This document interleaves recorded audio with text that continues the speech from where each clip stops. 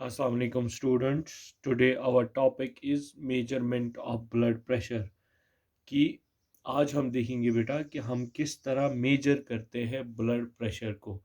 जो blood pressure है उसको मेजर किया जाता है स्टेप्स में। ब्लड प्रेशर को मेजर किया जाता है स्टेप्स में। तो आज हम उन्हीं स्टेप्स को डिस्कस करते हैं कि किस तरह हम मेजर करते हैं ब्लड प्रेशर को स्टेप्स में। मैंने आपको ऑलरेडी बताया है कि ब्लड प्रेशर जो है इसको हम मेजर करते हैं। किस तरह मेजर करते हैं? इसको हम मेजर करते हैं एक इंस्ट्रूमेंट से, और उस इंस्ट्रूमेंट को हम कहते हैं स्फैग्मोमानोमीटर। क्या कहते हैं बेटा? स्फैग्मोमानोमीटर कहते हैं। तो आज हम स्टेप्स डिस्कस करेंगे। तो जो पहला स्टेप है about the measurement of blood pressure, वो ये है कि कल मैंने आपको बताया था पार्ट्स ऑफ स्फैग्मोमानोमीटर। तो मैंने आपको एक पार्ट बताया था, अगर आपको याद होगा तो मैंने आपको पार्ट बताया था, उसको हम कहते हैं कफ। क्या कहते हैं? कफ। जिसको हम पैच करते हैं या जिसको हम वाइप करते हैं किसके around? That is wiped around our upper arm. तो पहला जो स्टेप है हमारा वो यही है कि जो कफ होता है हमारे पास, जो कफ होता है उस कफ को हम वाइप करते हैं। वाइपड वाइप करते हैं या वाइपिंग करते हैं उसकी। किसके ऊपर? इसको वाइप करते हैं around upper arm. Upper arm जो हमारी होती है उसके इर्द गिर्द इसको वाइप किया जाता है। ये हमारा पहला स्टेप है। इसका मतलब है कि जो हमारा पहला स्टेप है इन मेजरिंग ब्लड प्रेशर वो ये है कि पहले हम कफ को ले लेते हैं, उस कफ को वाइप करते हैं किसके अराउंड? अपर आर्म के अराउंड। इस वनो बेटा कि कफ नेवा सच वलान कथ वलान अपर आर्मस वाइपिंग गो वलन को। दैट मीन्स उसको हम वाइप करते हैं किसके ऊपर? वाइप करते हैं अराउंड द अपर आर्म। ये हमारा पहला स्टेप है किसमें? मेजरमेंट ऑफ ब्लड प्रेशर में। अब हम आते हैं इसी में सेकेंड स्टेप पे। तो सेकेंड स्टेप क्या है? सेकेंड स्टेप है कि एक और नाम पढ़ा था हमने, पंप। पंप पढ़ा था हमने कि एक पार्ट होता है स्फैग्मोमानोमीटर का, उसको हम कहते हैं पंप। तो ये याद रखेंगे आप कि पंप, अब हम पंप को प्रेस कर लेते हैं। प्रेसिंग कर लेते हैं। किसकी प्रेसिंग कर लेते हैं? पंप की। पंप की प्रेसिंग की वजह से क्या होता है? पंप की प्रेसिंग की वजह से एयर फिल हो जाता है। किसके अंदर? कफ के अंदर। तो जिस वक्त एयर फिल हो जाता है कफ के अंदर, वो कफ जो है ना वो इन्फ्लेमेट हो जाता है। वो इन्फ्लेमेट होता है, और जब कफ इन्फ्लेमेट होगा तो वो प्रेशर एग्जर्ट करता है।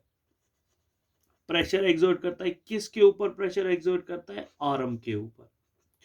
और इसके अलावा वो जो एयर है वो ट्रांसफर हो जाता है।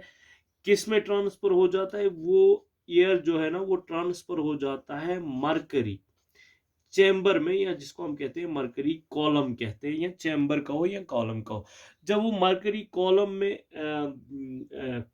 क्या हो जाता है पहुंच जाता है, तो ये हमारा सेकेंड स्टेप है। तो पहला स्टेप हमने कफ को वाइप किया है ना, अपर आर्म। अब क्वेश्चन आ जाता है क्यों हम अपर आर्म के ऊपर कफ को वाइप करते हैं? रीजन ये है कि वहां पे दो आर्टरीज होती है। एक हमारी रेडियल आर्टरी होती है, और उसके अलावा एक और आर्टरी होती है जिसको हम कहते हैं ब्रोंकियल आर्टरी। दो आर्टरीज होती है, इसलिए हम अपर आर्म के ऊपर इसको वाइप कर लेते हैं। उसके बाद पंपिंग कर लेते हैं। पंप में पंपिंग कर लेते हैं या प्रेसिंग कर लेते हैं उसको, तो एयर जो है वो फिल हो जाता है किस में? कफ में। और कफ इन्फ्लेमेट हो जाता है, वो प्रेशर एग्जर्ट करता है आर्म के ऊपर, और कफ के साथ जुड़ा होता है एक और रबर ट्यूब, वो अटैच होता है मरकरी कॉलम के साथ। तो वो मरकरी कॉलम के ऊपर प्रेशर एग्जर्ट कर लेता है। अब हमारा थर्ड स्टेप आ जाता है। अब थर्ड स्टेप में क्या हो जाता है? जब प्रेशर एग्जर्ट हो जाता है किसके ऊपर? मरकरी कॉलम के ऊपर। जब प्रेशर एग्जर्ट होता है, सॉरी, मरकरी कॉलम के ऊपर, तो मरकरी कॉलम में जो मरकरी होती है वो पास ऑन हो जाती है गिलास ट्यूब में, और जब वो ग्लास ट्यूब में पास ऑन हो जाती है तो वहां पे मरकरी जो है वो राइज हो जाती है। मरकरी इस ग्लास ट्यूब के अंदर जो है ना राइज होती है। तो ये थर्ड स्टेप है हमारा। तो ये राइज हो जाती है, जो ग्लास ट्यूब है उस पर रीडिंग होती है, ये राइज होती है अप टू 200 mmHg। जब ये इस प्रेशर पे पहुंच जाती है 200 mmHg पर, तो यहां पर जब ये पहुंच जाती है तो यहां तक हम प्रेशर क्रिएट कर लेते हैं, यहां तक हम कंटिन्यूसली प्रेशर एक्सर्ट कर लेते हैं। किसके जरिए? पंप के जरिए। किसके ऊपर? क्राफ्ट के ऊपर। तो जो मरकरी है वो राइज हो जाती है। कहाँ, कब तक राइज हो जाती है? 200 mmHg पर।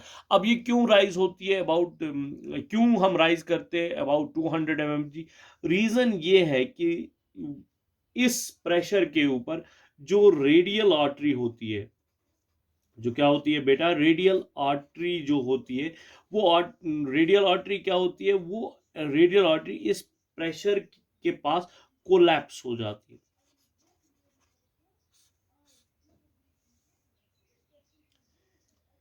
रेडियल आर्टरी जो है ये, वो रेडियल आर्टरी कोलैप्स हो जाती है। जिस वक्त रेडियल आर्टरी कोलैप्स हो जाती है 200 mmHg पर, तो जो डॉक्टर्स है उन्होंने ध्यान रख लेना बेटा, यहाँ पे जो डॉक्टर्स है वो सेथस्कोप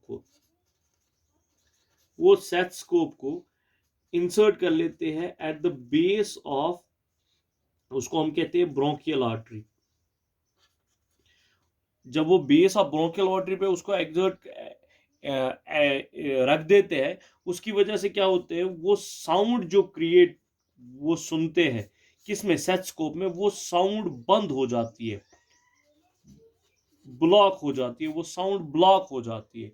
और जिस वक्त साउंड ब्लॉक होगी सेथस्कोप में, जिस वक्त साउंड ब्लॉक होगी, तो वो हमें बताता है कि ये वो प्रेशर है जहां पे रेडियल आर्टरी जो है वो ब्लॉक हुई है, रेडियल आर्टरी कोलैप्स हुई है।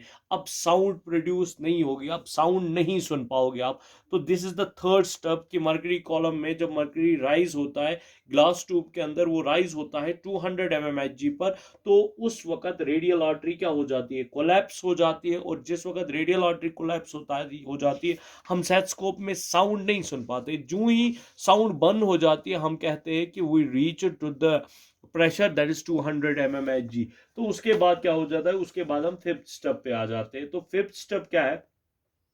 फिफ्थ स्टेप है, अब हम प्रेशर को रिलीज कर लेते हैं। जो पंप है ना,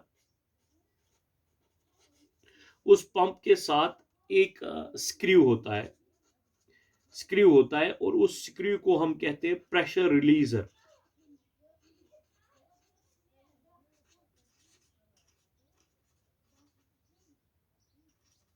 उसको हम कहते हैं प्रेशर रिलीजर। अब जो ये प्रेशर रिलीजर है ना, इस प्रेशर रिलीजर स्क्रू को हम स्लोली ओपन कर लेते हैं। जब हम इस स्क्रू को स्लोली ओपन कर लेते हैं तो क्या हो जाता है? प्रेशर रिलीज हो जाता है, प्रेशर रिलीज हो जाता है। जो ही प्रेशर रिलीज हो जाता है ना, तो प्रेशर रिलीज होने की वजह से क्या होता है? जो मरकरी है, जो ग्लास ट्यूब के अंदर मरकरी राइज हुई थी, वो मरकरी डाउन आ जाती है, डाउनवर्ड्स मूव करती है। वो मूव करती है डाउनवर्ड्स, या हम कहेंगे मरकरी फॉल हो जाती है।